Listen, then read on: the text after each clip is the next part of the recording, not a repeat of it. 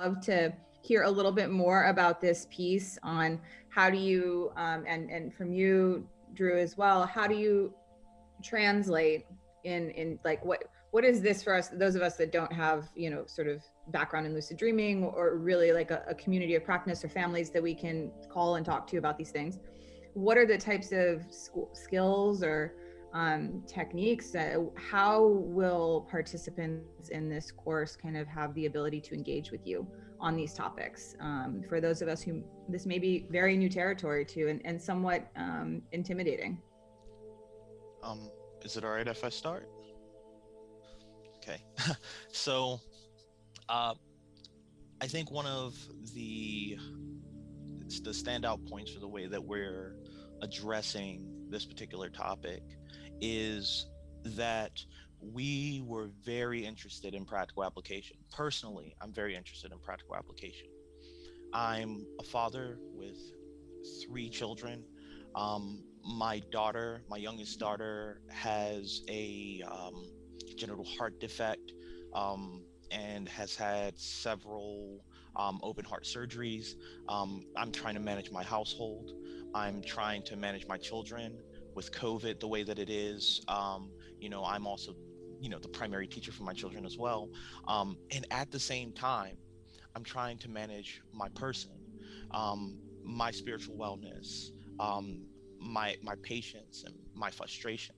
And so what I found is that for me, studying a lot of techniques from some of the Eastern traditions, um, and some of the gurus and the Sufi mystics, etc. Um, I found that it didn't work for me well. So bear with me.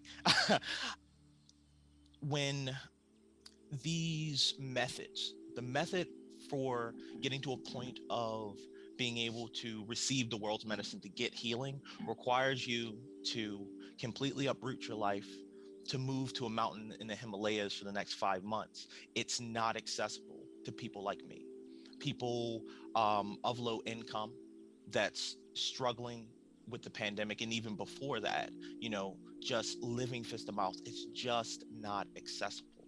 So what I have been doing for the last couple of years, and I hadn't realized that it was really a resource, is I have been developing techniques, right, to be able to get the benefits of recalibrating myself, focusing on my breathing, bringing my awareness to the forefront, and to do it in 3 minutes, 2 minutes, because that's all I have as a working father, right? And so the techniques and exercises in the workshop are based on traditions from all around the world. The information's out there. The information has just not been solidified into one space, right? And I think a lot of us are starting to realize that these resources are out there, and we're starting to look for them, right?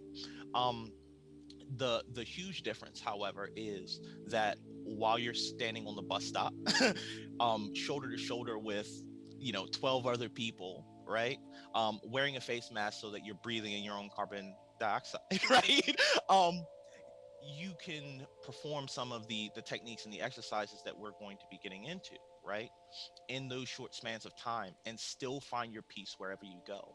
So the idea is that if you have to go to the Amazon or up onto a mountain in order to find your silence and your peace, then that peace belongs to the mountain. It's not something you're carrying with yourself internally. So you have to be able to activate that energy to shift your awareness wherever you go.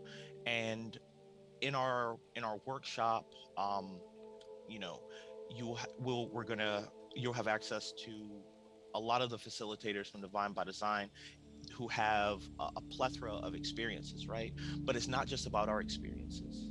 It's about creating a space that's safe, that doesn't just feel safe, but that is actually safe for you to express, to explore, right? And to actually work on these techniques and develop them. So we're set up in such a way where the workshop is 2 days a week for 2 hours, right? And in that time, the first day in the week is usually about going over the techniques, the practical application, communicating and connecting with the community. And there are exercises that we will be working on throughout the workshop to arm you with the tools to have more control over your experience.